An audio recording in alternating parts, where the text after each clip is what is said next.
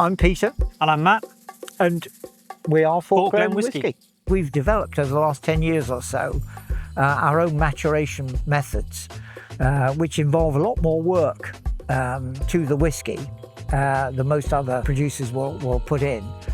We sort of look at a cask and test it, taste it, about once a month, just to see how the progress is going, because we know that we can alter and adjust the flavour with various different methods. So, you know, we start with something, and then we come back to it a couple of days later and say, that was good, but, you know, can we adjust this a little bit more there, a little bit less of this? A lot of what we're going to be doing is limited editions.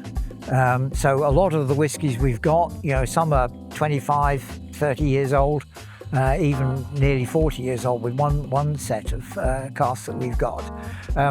So all of those are going to be released as limited editions. You just cannot get whiskey of that sort of age. I mean, some of them even are lost distilleries as well. So some of them, even if we wanted to create it again, we couldn't actually go out and find a 2000 Port Dundas. Some of these things really are completely unrepeatable.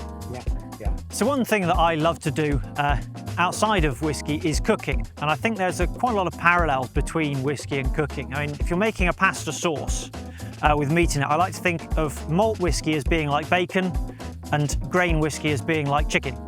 And both of them make a perfectly good pasta sauce by themselves. Sometimes you might want a pasta sauce that's just all bacon, and so other times you'd be happy with one that's just chicken.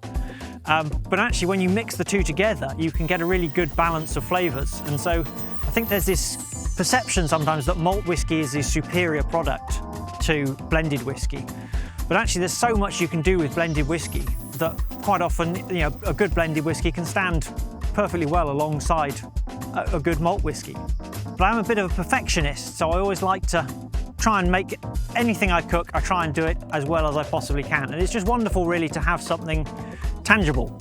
You do some work, and at the end of it you have something, and that's one of the reasons why I think working in whiskey is so rewarding, that you do a day's work and you're a little bit closer to actually having produced something that, you know, you can see on the shelf, you can see other people enjoy it. But also with what we're doing with the cask aging and things, we will have core products within the brand, sherry, a peated and a bourbon finish. They will be more interesting than a lot of the other alternatives out there. Certainly more interesting than a straightforward blended whiskey. The cask aging makes a huge difference, and we then put our own methods and processes to accelerate the aging, and the angels share losses. So we're making something which is smooth and tasty, long finishes, and all these things which are pretty much unique, we think.